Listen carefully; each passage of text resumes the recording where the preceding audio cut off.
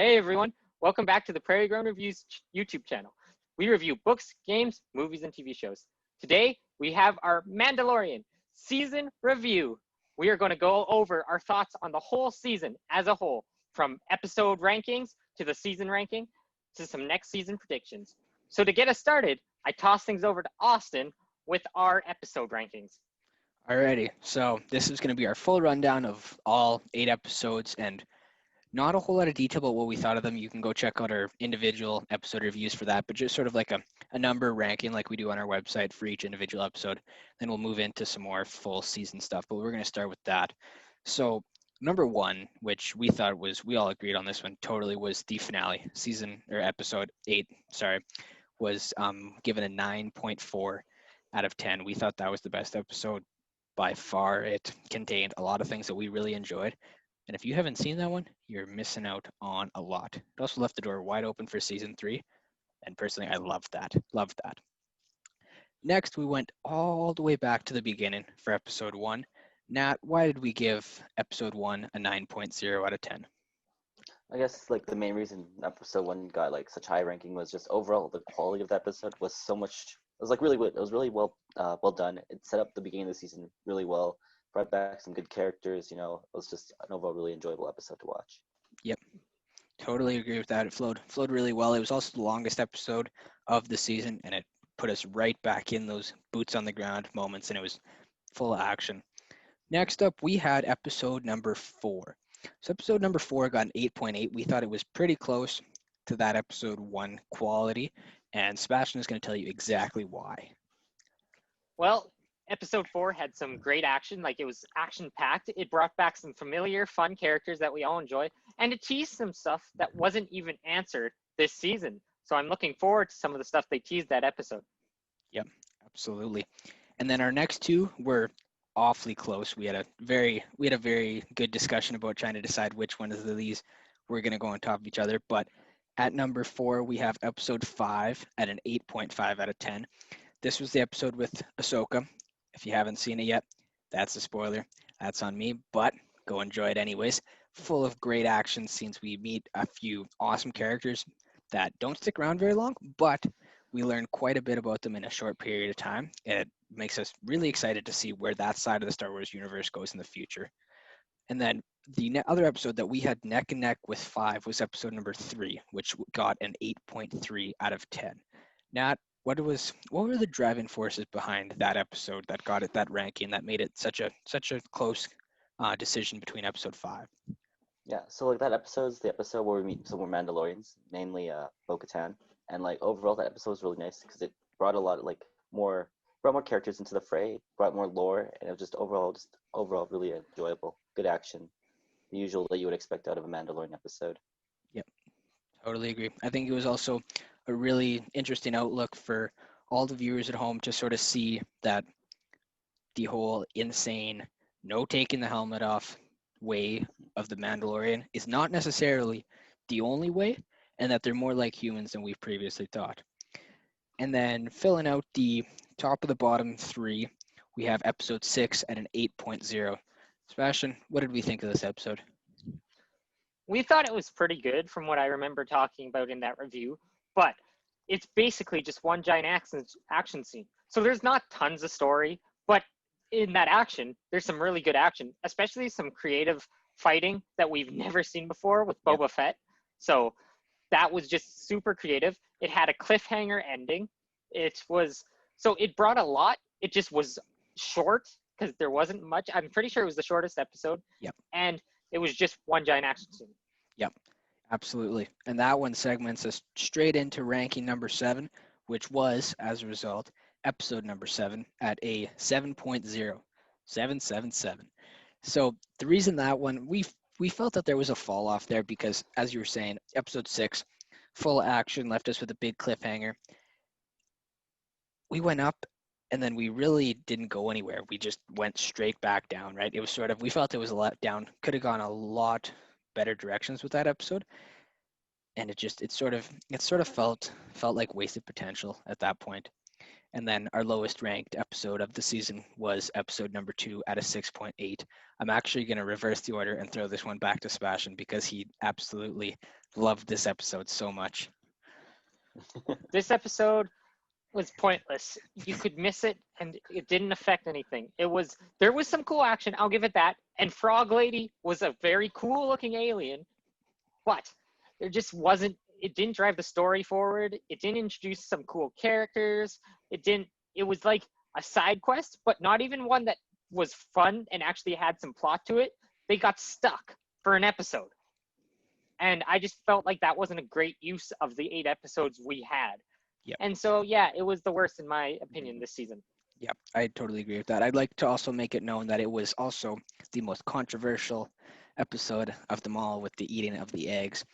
We're not here to discuss that. That's not our goal. We're just going to move right on past that. That's for you to decide whether you are for or against eating eggs.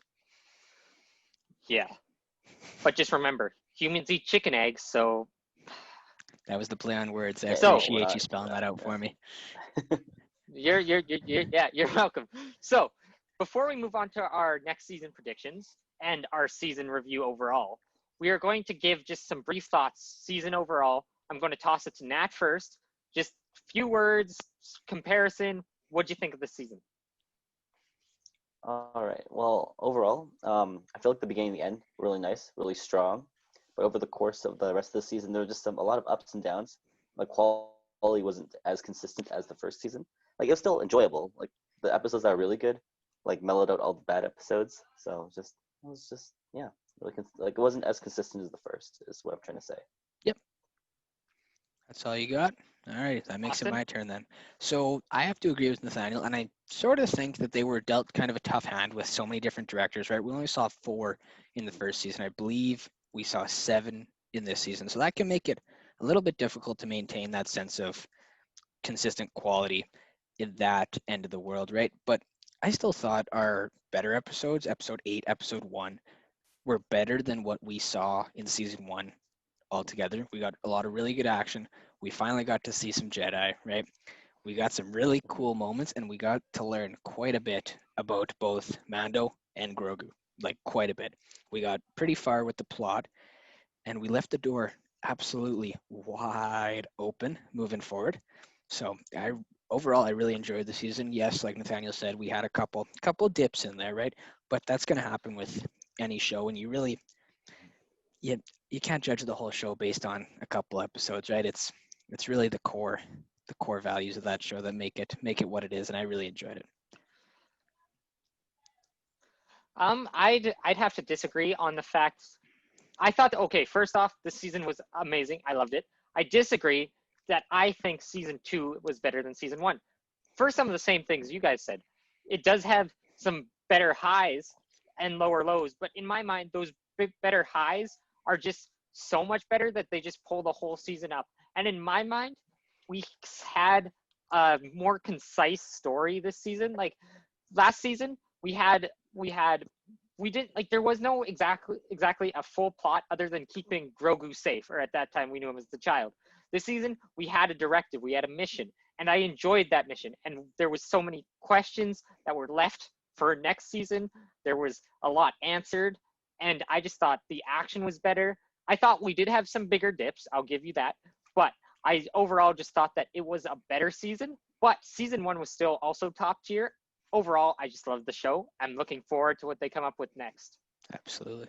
So moving right along from that, we're going to go for our overall season number, our number for the full season. Nat, what did we give it? So overall, we gave it an 8.6 out of 10. It was a good season. It was really enjoyable overall.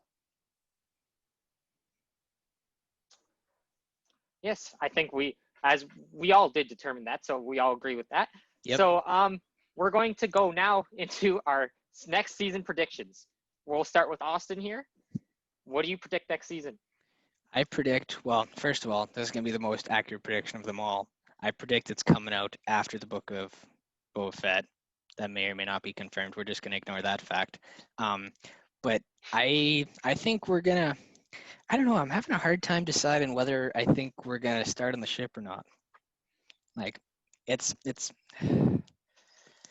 especially with the Book of Boba Fett, it's like I think that's where that's going to happen. I think we're going to figure out what actually happens at the ship in the Book of Boba Fett. So I don't think that's going to touch Mando at all.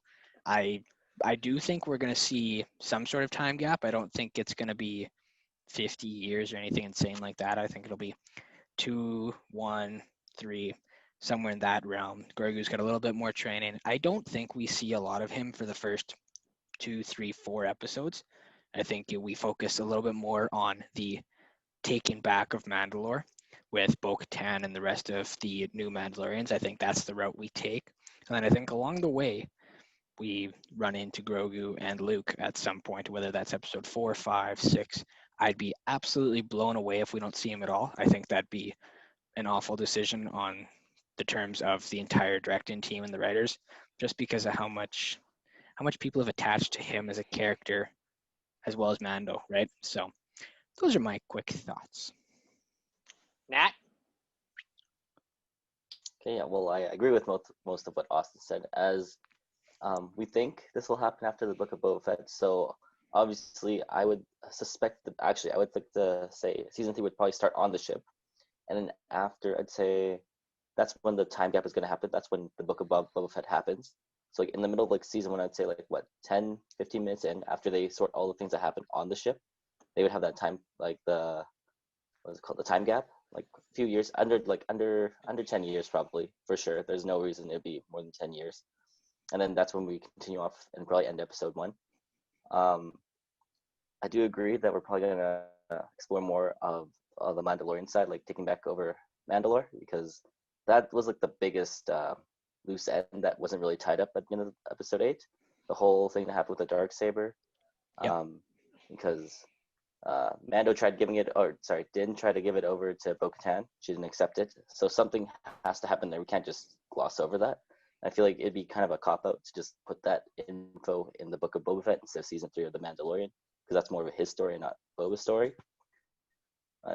And then after that, we'd probably see Grogu, yes, back half of the season. After he's done some training, it'll be like probably some like accidental meeting. I don't think they're going to purposely try to find him. Their goals are probably going to align again somewhere, where maybe Luke needs help for whatever reason, or Grogu gets captured for whatever reason. I don't know. Something like that, where their paths will start joining again. And then that's when we'll see the pair reunited. I think those are all very good predictions that, for the most part, I agree with completely. Before I get right into season 3, I think Book of Boba Fett, we have one episode where Din has to help out Boba Fett with some sort of something. And so I disagree with Nat slightly that I don't think we'll start season 3 with on the ship. I think we'll get a explanation of what happened on the ship, just a brief one from Din and Boba Fett and Fennec, because she's there, and I think they'll just have a discussion about it. He'll help Mando will help him with something and be on his way. But then, for the most part, I agree. I think it'll be taking over Mandalore. Does Din accept being the heir to the throne of Mandalore now? Because does he accept it? Does he try to get rid of it and give it to Bo-Katan? I don't know. I'm very interested to see if she lashes out at him or uses him as a pawn to rally behind her, because he's got the Darksaber, but she's been the planner up to this point. Maybe she uses him as a strategy. So I could see that. I agree with both of you that I don't think we see Grogu till episode 4 or 5, back half of the season. And I think also I think Moff Gideon comes back into play. He's not dead. Nope. He's still there. He's still, and the storyline of, as I mentioned in episode 4, whatever they're making in those tubes, those clones or whatever they're doing in those tubes that we saw, that's going to get answered. And what they want Grogu's blood for exactly will be answered. And by the end of the season, I think that Mando and Grogu are going to be together again, and like they're not going to separate again. I think they're going to, for some reason, they're going to stay together and not like, I don't know, maybe, I don't know exactly how it works, because we know Luke Skywalker doesn't die anytime soon. So I don't know exactly how it works, but I think they're going to end up together the whole time. So those are my predictions. Alrighty, just before we move on any further, I do have a question that I'd like to throw to both of you. Do we think this is the last season? No. Is season 3 the end, or are we getting to season 4? Good I question. think we get 5 seasons. You think we get 5 seasons? 5? Interesting. 5 I seems think a lot. that I think we'll go 5. But they're not like 20 some episodes. They're 8. I think we'll get 5 and then it'll be done. I don't think they're gonna be like one of those shows that just keeps trying to go on forever. But I think they've got a clear plan, and I think it's got at least 2 to 3 more, depending. It could be 4, but I don't think we end after 3. I think they got more Yeah. plans for that. I think Personally. the big thing for me to decide how many more seasons we get is how sort of the universe around it sort of takes off, right? There may be plans for 7 seasons, right? But we've seen shows in the past that even though there's a plan, if they don't take off, they don't go anywhere, right? So we've seen Mando take off, but if the surrounding stories don't blow up like Mando did, which Star Wars fans have a very good track record of watching just Showing about up. everything, whether they like it or not, right? Whether it's good or bad, Yeah, very or true. horrid or anything in between, right? People are always going to be there, so we don't have to worry about that too much, right? But if shows like Ahsoka and some of those other like event series that are just going to be one season don't really hit their mark in the surrounding universe, we could be in for a shorter total seasons than we expected, right? So For True. sure. Though I'd like to mention too that they've announced they've got 4 shows right now: Rangers of the New Republic, The Mandalorian, Ahsoka, and the Book of Boba Fett. And they have a plan for like some big Marvel style crossover between all 4 shows, Yep. going up against one big bad at some point. So I think because of that, people will give them the leeway to get to that because people will want to see what that is. yeah, So I think we'll get at least up until that. Maybe after that, the shows start to die off a bit. But who knows? As you said, we don't know the quality of those shows yet. We only have 1. and that none of those are going to be event series, like because Obi-Wan's already been announced that it's a one and done event series type of show. So I don't believe any of those are supposed to be that, or we don't have that information yet. Mhm.